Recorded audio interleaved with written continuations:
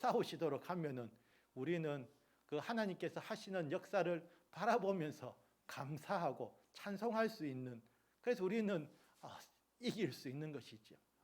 그래서 기도원을 하나님께서 어떻게 사용하셨는지 말씀을 보면서 상고하도록 하겠습니다. 우리가 기도원의 별명을 잘 알고 있습니다. 여룻바알이죠. 기도원이 바알과 다투고 바알의 제단을 부수고 아세라 목상을 찍음으로써 기드온은 여룻바알이라는 별명을 하나 얻었습니다. 그때 지금 미디안 군사들이 미디안이 자기들만 쳐들어온 것이 아니라 미디안과 그리고 아말렉과 그리고 그 동방에 있는 여러 민족들을 모아서 연합 군대를 이루어서 이스라엘을 이제 쳐들어왔습니다. 그래서 진을 쳤고요. 그러니까 이제 어떻게 했습니까? 이 기드온이 각 족속에게 지파들에게 사자를 보내니까 또 군사들이 몰려왔어요. 그래서 여기 보니까 모든 백성이 일찍이 하롯셈 곁에 진을 쳤고 미디안의 진영은 그들의 북쪽이요 모래산 앞 골짜기에 있었더라. 이 지도가 살짝 보이시죠? 여기 보니까 뭐 하롯셈이라고 보입니다. 하롯셈. 하롯이라는 말은 떨림이라는 떨림, 떤다는 말이죠. 왜 떨겠습니까? 무서워서 두려워서 떨겠지요. 전쟁에 나가는 사람들이 물론 모여라 그러니까 다들 용감하게 모이긴 모였는데, 그래서 보니까 지금 므낫세 지파들이 오고요. 아셀 지파, 스불론 지파, 납달리 지파에서 군사들이 모였어요. 그래서 나중에 보시면 알겠지만 그 숫자가 한 3만 2천 명 정도에 모였어요. 그래서 3만 2천 명 하니까 와 많다 그럴 수 있죠. 그런데 저 미디안 연합군의 숫자는 13만 5천 명입니다. 자기들보다 10만 명이 더 많지요. 그러니까 물론 서로가 숫자를 세진 않았겠지만 어쨌든 전쟁에 나간 사람들이 떨리는 건 마찬가지죠. 그래서 떨고 있는데 하나님께서는 이 전쟁을 하나님께서 직접 싸우시는 하나님의 전쟁으로 만드시기로 결정하셨어요. 그래서 전쟁을 한다 그러니까 지금 기드온은 어땠습니까? 전쟁이 일어나면은 일단 군인들을 많이 모으는 것이 중요하지요. 그것이 사람의 전쟁입니다. 사람이 전쟁할 때에는 어떻게 하든지 사람 수를 많이 모으면은, 그래서 그 수가 많아지면은 이길 수 있겠다라고 생각하지만 하나님께서는 이 전쟁이 사람들의 전쟁이 아닌 하나님의 전쟁이라는 것을 보여주시기 위해서 하신 일이 무엇이냐면은 이 싸우는 군사의 수를 줄이는 것이지요. 그래서 기드온은 모으고 싶었는데 더 모으고 싶었는데 하나님께서는 군사의 수를 줄이라고 하십니다. 그래서 여호와께서 기드온에게 이르시되 너를 따르는 백성이 너무 많은즉 내가 그들의 손에 미디안 사람을 넘겨주지 아니하리니 이는 이스라엘이 나를 거슬러 스스로 자랑하기를 내 손이 나를 구원하였다 할까 함이니라. 물론 3만 2천 명 얼마 안 되면 13만 5천 앞에서는 3만 2천 명 얼마 안 되지만은 또 작전을 잘 세우고 전투를 잘하면은 이길 수도 있겠지요. 그랬을 때 사람들이 뭐라고 이야기하겠습니까? 야, 내가 잘 싸워서 이겼어. 그래서 하나님께서는 사람들의 그런 교만함을 아셨기에 사람들이 잘 되면은 다 누구 탓입니까? 내 탓이죠. 잘 안 되면 남 탓입니다. 예, 그게 사람의 본성입니다. 그래서 이스라엘 백성들도 전쟁에서 이기면은 그 전쟁에서 이기게 해주신 하나님을 기억하지 못하고 자기들이 야 우리가 잘 싸워서 이겼어 라고 할 것이기 때문에 하나님께서 너무 많다 줄여라 라고 하셨습니다. 그래서 줄이는 방법이 떠는 두려워하는 사람들, 지금 하롯셈 곁에 모여있는 이스라엘 군사들이 떨고 있었거든요. 떨고 있으니까 떠는 사람들 집에 보내라. 그러니까 기드온이 가서 자 집에 가고 싶은 사람, 저 전쟁에 나와서 무서운 사람 돌아가세요 하니까 그 말 듣자 말자 어떻게 했겠습니까? 이게 2만 2천 명 그냥 집에 갔습니다. 3만 2천 명에서 2만 2천 명이 그냥 집에 갔어요. 가뜩이나 떨리는데 뭐 나가면 거의 죽겠다라고 생각했는데 집에 가라 그러니까 그냥 집에 가지요. 기도원의 속은 좀 타들어갔을 겁니다. 3만 2천 명도 좀 작아 보이는데 갑자기 2만 2천 명 집에 갔어요. 그런데 하나님께서 기도원에게 또 말씀하셨어요. 뭐라고요? 또 많다. 더 줄여라. 내가 직접 줄여줄게. 그래서 자, 물가로 데려와서 물을 마시게 해봐라. 그러니까 사람들이 와서 막 물을 마시지요. 그런데 어떤 사람은 막 무릎을 꿇고 말이죠. 물 속에 고개를 넣어가지고 물을 잘 마시는 사람도 있고, 어떤 사람은 물을 떠가지고 성경 표현대로 하면 개가 핥는 것처럼 핥고 있는 사람이 있었어요. 우리가 생각해보면 물을 갑자기 목이 마르고 한데 물을 마시라 그러니까 고개를 당연히 무릎을 꿇고 고개를 물 속에 넣고 물을 마시는 사람과 개처럼 핥고 있는 사람 어디가 더 많겠습니까? 당연히는 아니지만은 그건 그 사람들 마음이겠지요. 근데 숫자를 보니까 개처럼 핥고 있는 사람은 300명이고 무릎을 꿇고 마시는 사람은 9,700명이었어요. 그러니까 하나님께서 자, 9,700명 또 보내라 그랬어요. 그래서 우리는 또 여기서 또 그렇게 생각할 수 있습니다. 뭔가 이 무릎을 꿇고 있는 사람들은 앞에 경계할 줄도 모르고 뭔가 좀 주의력이 부족한 사람이고 개처럼 물을 핥고 있는 사람들은 뭔가 이 경계하면서 깨어 있는 사람인 것 같아 특별한 사람들인가? 라고 생각할 수도 있지만 아니에요. 그냥 물 마시는 습관이 그럴 뿐입니다. 왜냐하면 지금 하나님께서 사람을 선택한 지금 뭐 하고 계십니까? 하나님께서는 지금 중요한 것은 숫자를 줄이는 일이거든요. 그래서 그냥 물 마시는 이 습관이 이상한 사람들 300명만 남기시고 나머지는 그냥 보내신 거예요. 그래서 물을 마시는 우리가 그래서 평소에 물을 마실 때도 무릎 꿇고 마시면 안 되고 물을 떠서 개처럼 핥아야 돼. 그렇게 생각하시면은 좀 말씀을 잘못 이해하신 것 같기도 해요. 그래서 그냥 하나님께서는 지금 하나님이 원하시는 일은 숫자를 줄이는 일입니다. 그래서 9,700명을 또 보내버렸어요. 그래서 300명 남았어요. 그러니까 300명쯤 되니까 하나님이 이제 마음이 드셨어요. 왜냐하면 300명 가지고 13만 5천 명을 이기면은 사람들이 그때도 자기들이 잘 싸워서 애당초 300명으로 13만 5천 명과 싸우겠다는 그 생각 자체가 잘못된 것이지요. 절대로 이길 수 없는 싸움입니다. 그런데 하나님께서 이제 300명쯤 되니까 하나님께서 말씀하셨어요. 그래서 뭐라고 말씀하셨냐면은 이제 딱 여호와께서 기드온에게 이르시되 내가 이 물을 핥아 먹은 300명으로 너희를 구원하며 미디안을 내 손에 넘겨주리니 남은 백성은 각각 자기의 처소로 돌아갈 것이니라 하시니. 그래서 다 돌아가 버렸죠. 9,700명 돌아갔죠. 그래서 기드온은 사실 물론 하나님의 말씀을 듣고 하나님의 음성을 지금 움직이고는 있지만은 그 사람들을 상당히 의지했다고도 볼 수 있습니다. 사람들이 그것도 한 3만 명 모였을 때는 뭔가 이거 해볼만 하네. 이 사람들이 미디안하고 싸운다고 하는데 이렇게 모여드는 걸 보니까 분명히 하나님께서 우리와 함께 하시고 뭔가 이길 것 같아 생각하고 있었는데 하나님께서 다 보내셨어요. 다 보내버리시고 300명만 남기시니까 기드온이 이거 어쩌지 하는 생각이 들 수도 있습니다. 사람들은 사람을 의지하지만 우리는 하나님을 의지해야 되는 것이죠. 교회에서 말이죠. 교회에서 물론 그 목회자와 성도들은 친밀한 관계가 되어야 되는 것은 맞지요. 하지만 서로가 의지하는 관계가 되면은 안 됩니다. 이게 무엇이냐면 의지해야 될 사람은 누구십니까? 하나님이시잖아요. 하나님이신데 또 서로 친하게 지나다 보면은 잠시 그것을 잊어버리고 말이죠. 눈에 안 보이는 하나님 대신에 눈에 보이는 목회자를 더 의지할 수도 있어요. 그런데 그렇게 사이가 막 서로 좋다 보면요. 물론 목회자와 이제 성도가 서로 가깝게 지낼 수 있지만은 목회자가 성도 한 분만 바라보고 목회하실 수는 없잖아요. 또 새로 오시는 분들 들어오면은 챙기기도 해야 되잖아요.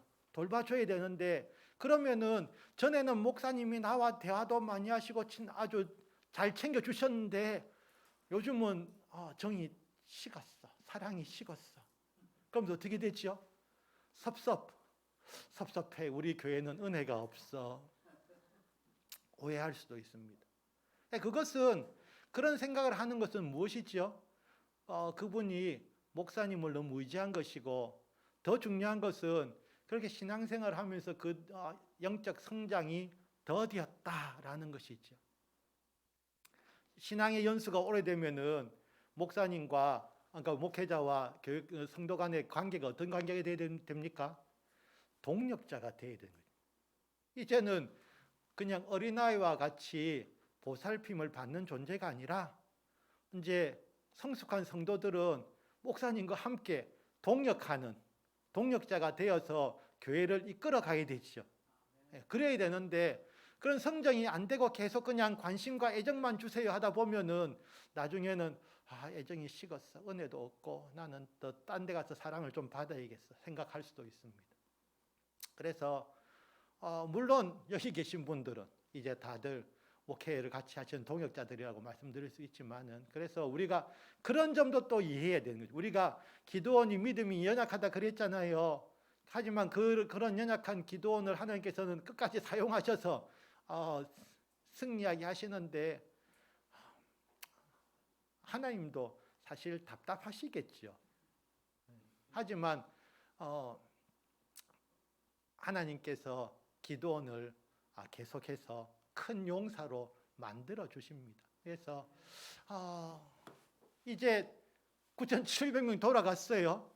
그리고 그런데 이제 한 가지 우리 성경에는 지금 이 번역이 조금 이제 약하게 돼 있어 가지고 그런데 그 9,700명 그 떠나 보내면서 야, 너가 먹고 있던 그 양식과 나팔은 좀 남겨두고 몸만 떠나라라고 사실은 했어요. 왜냐하면은 나중에 지금 이 300명의 손에 든 게 무엇입니까? 나팔과 항아리잖아요. 갑자기 이 나팔과 항아리들이 어디서 생겼지? 이 사람들이 오면서 갖고 왔던 거예요. 양식 담으려고 항아리에 양식 담아 왔었고요. 그리고 그 사람들 중에 나팔을 갖고 서로 이제 소식을 전하기 위해서 나팔을 갖고 온 사람들이 있었겠죠. 그래서 야, 집에 가는데 나팔과 항아리는 그 식량 양식은 남겨두고 그냥 집에 있는 거 가서 먹으라고 보낸 거예요. 그래서 양식 담았던 항아리들이 그렇게 남아 있었던 거예요. 양식과 그리고 나팔들 다 300명이 한 손에 나팔들 딱 그 사람들이 물을 개가 핥아 먹는 것처럼 핥아 먹었던 그 사람들만 나팔을 들고 있었다고 볼 수 없잖아요. 그런데 그 사람 나머지 사람들 돌려보내면서 항아리와 나팔을 남겨두게 한 것이지요. 그래서 이제 그것이 남아 있었다라는 생각을 할 수 있고요. 기드온이 잠을 자는데 잠이 오겠습니까? 기드온이 얼마나 소심남입니까? 소심남인데 32,000명 있을 땐 해볼만 했는데 이제 300명 데리고는 조금 어려울 것 같다라는 생각을 할 것도 같지요. 그러니까 하나님께서 깨우셨어요. 기드온이 두려워하고 있었거든요. 그래서 네 일어나서 두려워하지 말고 내려가서 저 미디안 진영에 가봐라. 그런데 또 하나님이 아셨어요. 기드온 혼자 못 갈 것을 알았어요. 그래서 혼자 못 가가 있으면은 부하 부라를 데리고 같이 한번 가봐라라고 하시는 말씀이 여기 있죠. 그 밤에 여호와께서 기드온에게 이르시되 일어나 진영으로 내려가라. 내가 그것을 내 손에 넘겨 주었느니라. 만일 내가 내려가기를 두려워하거든 내 부하 부라와 함께 그 진영으로 내려가서 그들이 하는 말을 들으라. 그 후에 내 손이 강하여져서 그 진영으로 내려가리라. 그러니까 내려갔어요. 기드온이 하나님께서 말씀하실 때마다 어떻게 했던 사람입니까? 시험하고 증표를 보여달라 그랬잖아요. 하나님께서 뭐라고 말씀하시면은 증거를 대주세요. 증표. 그래서 하나님께서 아시고 미리 이제 하나님께서 아예 증거 보여줄게. 빨리 일어나서 내려가라 그랬어요. 그러니까 기드온이 부라를 데리고 내려갔어요. 내려가니까 이제 벌써 깜깜해가지고 뭐 옛날에 깜깜해지면 뭐 합니까? 다 자야죠. 이미 다 미디안 군사들은 자고 있고 보초들만 서서 이제 경계를 하고 있는데 가까이 가서 들으니까 보초 둘이가 이야기를 합니다. 글쎄 말이야, 내가 꿈을 꾸었는데 이상하게 보리떡 한 덩이가 막 거기 굴러 들어오더니 우리 장막, 우리 텐트를 다 잡아뜨리고 그래서 우리 장막들이 다 무너졌어. 그런 꿈 이야기를 합니다. 그러니까 또 다른 명사가 야, 그 꿈이 말이야 바로 이런 거야. 이제 14절에 바로 볼까요? 그 친구가 대답하여 이르되 이는 다른 것이 아니라 이스라엘 사람 요아스의 아들 기드온의 칼이라. 하나님이 미디안과 그 모든 진영을 그의 손에 넘겨주셨느니라 하더라. 그래서 보초들이 서서 지금 하고 있는 이야기가 이런 이야기를 하고 있어요. 그러니까 보초들도 갑자기 그 이야기하면서 얼마나 자기들도 떨고 있겠죠. 야, 기드온이 오면은 큰일 나겠다. 그런데 하나님께서 이 사람들에게 이런 꿈을 주셨을 수도 있지만은 어떻게 하면 그 미디안 그 군사들에게 군대에 많은 사람들에게 이런 꿈을 주셨을 수도 있어요. 그래서 막 그 이스라엘 병사들이 그 숫자만 보고 두려움에 떨고 있었지만은 하지만 미디안 군대들도 뭔가 이 꿈을 꾸면서 왠지 우리가 숫자는 분명히 많은데 왠지 불안해 하면서 있었을 수도 있어요. 하나님께서 이 미디안 군대의 마음을 그렇게 만들어 놓으신 것이지요. 그래서 기드온이 그 꿈과 해몽하는 말을 딱 들으니까 어떻습니까? 맞다. 하나님이 미디안을 우리 손에 붙여주셨구나. 이제 확신이 든 거예요. 그래서 쫓아올라옵니다. 쫓아올라서 뭐 하겠습니까? 자고 있던 300명을 깨웁니다. 깨워서 이제 싸우러 내려가는데 문제는 이것이지요. 싸우러 내려가는데 칼을 든 것이 아니라 이 사람들 손에는 칼을 들 손이 없었어요. 그래서 이 사람들에게 있는 것은 나팔과 항아리 그리고 횃불밖에 없었어요. 그래서 300명을 세대로 나누어서 이제 내려가서 빙 둘러서서 이야기하죠. 내 하는 대로 해라 하면서 나팔을 불고 소리 지르고 항아리 깨서 횃불을 돌리라 이야기하는 것이죠. 그래서 이렇게 했어요. 그러니까 20절 보면요. 처음 쭉 읽어보죠. 기드온과 그와 함께한 100명이 이경초의 진영 근처에 이른즉 바로 파수꾼들을 교대한 때라. 그들이 나팔을 불며 손에 가졌던 항아리를 부수니라. 세대가 나팔을 불며 항아리를 부수고 왼손에 횃불을 들고 오른손에 나팔을 들어 불며 외쳐 이르되 여호와와 기드온의 칼이다 하고 각기 제자리에 서서 그 진영을 에워싸매 그 온 진영의 군사들이 뛰고 부르짖으며 도망하였는데 자다가 말이죠. 열심히 자고 있는데 갑자기 항아리 깨지는 소리가 나고 이상한 불이 막 번쩍번쩍하고 말이지요. 나팔 소리가 막 들리거든요. 그러니까 이 사람들이 정신이 없어요. 그래서 300명이 나팔을 불 때 여호와께서 그 온 진영에서 친구끼리 칼로 치게 하심으로 적군이 도망하여 나오지요. 그래서 이제 기드온과 그의 그 군사들은 항아리 깨고 나팔 분 것밖에 없는데 횃불 들고 있었던 것밖에 없는데 지금 그 적군들이 서로 막 두려움에 놀라서 어쨌든 하나님께서 하신 일이지요. 그래서 또 이런 것이 가능한 것이 또 생각해 보면은 이게 지금 연합군이잖아요. 그냥 자기 한 부대가 아니고 미디안 군대도 있고 아말렉 군대도 있고 또 동방의 군대들도 있고 막 서로 섞여 있는 거예요. 섞여 있는데 이 사람들이 정신이 없으니까 막 서로 이제 적인 줄 알고 그냥 막 정신없이 싸우고 있는 것이지. 그래서 물론 이 뒤에 이야기도 있지만 그 이야기는 다음에 제가 드릴 것이고 그래서 전쟁에서 일단 이기게 됩니다. 그런데 이 이야기를 보면서 또 이제 이것은 어떻게 보면은 하나님께서 기드온을 위해서 이스라엘을 위해서 싸워 주신 그래서 하나님께서 정말 살아계시고 그 이스라엘의 구원자가 되심을 보여주신 그런 사건이라고 이제 우리가 전쟁이라고 이야기할 수 있겠는데 이 사건과 너무도 유사한 전쟁을 우리는 또 다른 성경에서 볼 수 있습니다. 혹시 기억나십니까? 비슷한 전쟁이 누구냐면요. 이 말씀부터 드립니다. 그래서 우리가 다윗이 또 이제 골리앗을 이겼잖아요. 물론 그가 가진 무기는 보잘것없었지요. 그런데 다윗이 잘했던 점은 골리앗과의 그 싸움을 개인의 싸움이 아닌 하나님의 전쟁으로 만들었다는 것이 다윗이 제일 잘한 것이지요. 여기 보면은 나는 만군의 여호와의 이름 곧 내가 모욕하는 이스라엘 군대의 하나님의 이름으로 내게 나아가노라. 여기서 다윗이 자기 이름으로 나간 것이 아니고요, 하나님의 이름으로 나아갔어요. 그러니까 결국 하나님의 이름이 걸린 전쟁이기 때문에 하나님께서 이 전쟁을 가만히 보고 계실 수 없죠. 하나님께서 직접 싸우셔야 된 것이죠. 다윗이 날린 그 물맷돌이 골리앗의 이마에 그냥 박힌 것이 아니라니까요. 다윗이 평소에 연습 많이 했다라고 이야기하지만 그것이 그렇게 된 것이 결국 이 전쟁이 하나님의 전쟁이었기 때문에, 하나님께서 싸워 주셨기 때문에 다윗이 이겼죠. 그래서 이런 일이 또 있었는데요. 이 여호사밧 왕 때였습니다.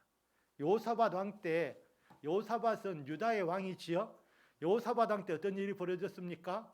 암몬, 모압, 그리고 세일산 족속, 역시 세계 민족이 연합하여서 남유다를 치러 올라왔어요. 이 세계 그 암몬, 모압, 세일산 족속이 이렇게 연합해 올라오니까 남유다는 사실 군사력이 약하거든요. 이길 수 없잖아요. 그러니까 어떻게 했습니까? 여호사밧 왕부터 해가지고 온 백성이 앉아서 기도했어요. 그거밖에 할 수 없으니까. 기도하니까 하나님께서 메시지를 주셨어요. 그래서 야하시엘을 통해, 레위인 야하시엘을 통해서 너희는 이 큰 무리로 말미암아 두려워하거나 놀라지 말라. 이 전쟁은 너희에게 속한 것이 아니요 하나님께 속한 것이니라. 우리가 이 말씀을 보면서 기드온의 지금 전쟁과 한번 비교해 보세요. 이 말씀이 똑같이 적용되고 있어요. 그래서 어떻게 보면 하나님께서 기드온에게 이런 말씀을 하고 싶었겠죠. 300명의 군사들에게 이 13만 5천 명의 군사를 보여주면서 이런 말씀하셨을 거라고 하고 싶었을 거라고 생각이 듭니다. 이 큰 무리로 말미암아 두려워하거나 놀라지 말라. 이 전쟁은 너희에게 속한 것이 아니요 하나님께 속한 것이니라. 그래서 우리가 하나님께 전쟁은 하나님께 속하였다. 이 하나님의 전쟁이 어떻게 진행되는가를 하나님께서 이제 보여주고 계신데, 그래서 이 전쟁에는 너희가 싸울 것이 없나니 대열을 이루고 서서 너희와 함께한 여호와가 구원하는 것을 보라. 실제로 기드온의 군사들이 한 거 없거든요. 서서 나팔 불면서 구경했어요. 항아리 깨고 난 뒤에 횃불 들고 서서 말이죠. 구경하고 있어요. 하나님께서 싸우시는 것을, 하나님께서 구원하시는 것을 구경하고 있었어요. 그래서 하나님께서는 계속해서 말씀하셨죠. 너희는 두려워하지 말며 놀라지 말라. 여호와가 너희와 함께 하시는. 그래서 이 기드온의 그 전쟁 장면과 지금 이 여호사밧 왕 때의 전쟁 장면이 너무도 닮아 있어요. 재미가 있어요. 그래서 한 일은 무엇입니까? 그핫 작손과 고라 작손에 속한 레위 사람들은 서서 심히 큰 소리로 이스라엘 하나님 여호와를 찬송하니라. 기드온과 300 군사가 나팔 불고 있었던 것처럼 이 사람들은 찬송하고 있었어요. 그러니까 그러면서 또 주시는 말씀이 이것이죠. 우리는 이 상황을 보지 않고 하나님의 약속의 말씀을 붙들어야 되는 것이지요. 그래서 너희는 너희 하나님 여호와를 신뢰하라. 그리하면 견고히 서리라. 우리는 환경이 어떻게 보여도 우리의 이성으로는 이해가 안 되고 도저히 이길 승산이 없는 그런 전쟁 상황이라 할지라도 하나님의 말씀을 붙들어란 것이지요. 그래서 여호와를 신뢰하라. 그래서 어떤 일이 벌어졌습니까? 그 노래와 찬송이 시작될 때에 곧 암몬과 모압 자손이 일어나 세일산 주민들을 쳐서 진멸하고 세일 주민들을 멸한 후에는 그들이 서로 쳐 죽였더라. 똑같지 않습니까? 그래서 여기도 보면 세 개의 민족이 말이죠. 같이 팀을 이루고 와서 먼저 한 민족 죽이고 서로 또 죽이는, 역시나 이스라엘 군대는 아무것도 한 것이 없었던 것이죠. 이것이 하나님의 전쟁입니다. 하나님께서는 지금 기드온 때에 이스라엘 백성들이 왜 어려움을 당했습니까? 하나님 제대로 안 믿거든요. 하나님을 제대로 믿지 않고 우상 숭배하는, 이스라엘 백성들이 우상 숭배하면서 하나님을 제대로 섬기지 못했기 때문에 하나님께서는 미디안을 사용하셔서 7년간 이스라엘을 압제하도록 했어요. 그러니까 이스라엘 백성들이 막 살려달라고 이제 부르짖는 것이지요. 그랬을 때에 하나님께서 이 기드온을 택하셔서 진짜 하나님이 살아계시고 이런 우상들하고는 비교가 안 되는 참 하나님이시라는 것을 보여주시기 위해서 하나님의 전쟁을 치른 것이지요. 그래서 사람들이 자기 손으로 구원하였다 할까봐 하나님께서는 일단 수를 줄이셨습니다. 인간이 생각할 수 없는 수로 300이란 수가 10만이 넘는 대군과 싸워서 이긴다고는 사람들이 생각할 수 없도록. 그래서 하나님이 함께 하셨구나. 그래서 하나님께서는 이 전쟁을 하시면서 계속해서 말씀을 주셨어요. 아니면 또 이스라엘 백성들이 또 잊어버리잖아요. 자기들이.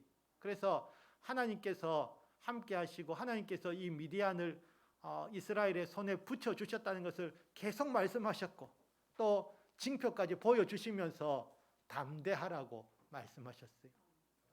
그리고 제일 결정적인 거, 무기가 달랐죠. 전쟁의 무기는 나팔과 항아리는 될 수가 없는데 하나님께서는 이 나팔과 항아리와 횃불을 사용하셔서 적들이 서로 죽이게 되는, 이것은 하나님이 하셨다라는 말밖에는 할 수 없는 그런 상황이죠. 그래서 하나님께서는 이 기드온과의 전쟁을 통하여 기드온을 사용하셔서 미디안과의 전쟁에서 우리 하나님이 살아계심을 보여주셨어요. 그래서 이것이 우리가 오늘날 영적 전투를 하는 우리가 갖춰야 될 모습이 아닌가. 우리가 싸우는 것이 아니고 하나님께서 싸우시도록. 그러기 위해서는 우리가 하나님 안에 제대로 거해야 되는 것이죠. 하나님을 의지하고 신뢰하면 말씀을 붙들고 하나님 앞에서 머물면서 우리의 전쟁이 아닌 하나님께서 싸우시도록. 그래서 하나님께 맡겨드리면은 그것이 우리가 할 수 있는 최고의 전략이라는 생각이 듭니다. 그런데 또 한 가지 이제 말씀을 맺으면서 재밌는 이야기가 있는데요. 여기 보면은 이건 조금 다른 쪽의 해석이지만은 이 항아리가 깨어지면서 그 안에서 횃불이 나왔지 않습니까? 그러면서 떠오른 말씀이 이 말씀입니다. 고린도후서 이제 4장 7절 말씀인데 5절부터 읽으면은 우리는 우리를 전파하는 것이 아니라 오직 그리스도 예수의 주 되신 것과 또 예수를 위하여 우리가 너희의 종된 것을 전파함이라. 우리가 이 보배를 질그릇에 가졌으니 이는 심히 큰 능력은 하나님께 있고 우리에게 있지 아니함을 알게 하려 함이라. 하나님께서 우리가 이렇게 하나님의 큰 은혜를 받아서 전쟁에서 이겼을 때에 사람들은 이 전쟁을 이기게 해주신 하나님을 먼저 기억하고 하나님께 영광을 돌려야 되는데 사람들은 잘못하면은 어떻게 합니까? 기드온과 300, 그 사람들도 특별히 잘나서 선택받은 것은 아니고 물을 마시는 자세가 특이해서 선택받은 사람들이었어요. 그렇지만 어쨌든 하나님께서 그 사람들을 사용하셔서 승리하게 하셨는데 그럴 때에 사람들은 하나님을 찾고 더 하나님을 의지하는 사람으로 바뀌어져야 되는 것이죠. 그것이 이스라엘이 이 전쟁을 통해서 배워야 될 것인데 물론 그래서 어쨌든 이스라엘이 이 기드온이 다스리는 40년 동안은 그래도 우상 숭배를 좀 덜 하면서 있었어요. 하지만 또 이 기드온이 죽고 나면은 다시 원위치 되는 것이 이스라엘 백성들의 어리석음인데, 그런데 우리는 여기까지만 하면은 기드온이 참 훌륭한 하나님께 쓰임 받은 위대한 사람이었다라고 하지만 이러한 전쟁을 치루어가는 가운데에서도 물론 하나님께서 기드온을 사용하신 것은 맞는데, 기드온이 하는 사소한 실수들, 사소하다고 봐야 될까요? 뭔가 기드온의 실수들도 이 전쟁 가운데 분명히 있어요. 그것이 이제 다음에 제가 말씀드리고 싶은 부분인데, 기드온이 그래서 우리는 이 기드온이나 300을 대단한 사람, 물론 일단 하나님께 쓰임 받았으니까 대단한 사람이지요. 하지만 더 중요한 것은 그들을 사용하셔서 승리하도록 하신 하나님께 우리의 초점이 맺혀야 되고요. 다시 돌아와서 보면은 우리가 이 보배를 질그릇에 가졌으니 이는 심히 큰 능력은 하나님께 있고 우리에게 있지 아니함을 알게 함이라 했을 때, 이 항아리 질그릇이 깨어졌을 때 그 횃불이 드러나서 빛을 낼 수가 있었잖아요. 뭔가 우리에게 생각을 할 수 있도록 해주시는 것 같은데, 우리가 이 질그릇 같은 우리의 육신이 말이죠, 깨어져서 우리의 정욕과 탐심이 육체가 십자가에 못 박히고 온전히 깨어질 때에 하나님께서 예수님께서 역사하실 수 있는, 그러니까 예수님께 드러나는 거죠. 그래서 이 항아리가 깨어지지 않았더라면 깨어지지 않을 수 없었죠. 하나님이 항아리를 깨뜨리셨고 그래서 횃불이 나와서 이기도록 하셨는데, 결국 우리 이 질그릇 같은 우리의 육체와 정욕과 탐심은 십자가에서 깨어지고 없어져야 될, 그래서 우리는 매일매일 자아를 죽일 수밖에 없는 것은 그랬을 때에 빛 대신 우리 주님이 나타날 수 있는, 그러니까 우리가 우리를 전파하는 것이 아니잖아요. 우리의 매일의 생활 가운데에서 우리가 우리를 전파하는 것이 아니라 오직 그리스도 예수의 주 되신 것을 전파해야 되는데, 기드온과 300도 똑같은 일이죠. 그들이 열심히 수고하여서 승진하였지만은 그랬을 때에 그들은 온전히 하나님께 영광 돌리는 그런 삶을 살아야 했고, 어느 정도 그렇게 했다고 봅니다만은, 그래서 우리의 삶 가운데서 우리가 열심히 살아가잖아요. 열심히 살아가지만 이 살아가는 삶 가운데에서 우리와 함께 하셔서 승리하게 하시는 하나님께 감사할 뿐만 아니라 그 영광을 하나님께 돌리는 것이죠. 끝까지. 우리는 질그릇 같은 존재들이라니까요. 그냥 우리는 항아리 같이 그냥 깨어지는 것이 더 하나님의 영광 돌리는 것인데, 그래서 이 질그릇을 가지고 너무 그렇게 애지중지할 필요 없이 질그릇은 깨어져야 됩니다. 그래서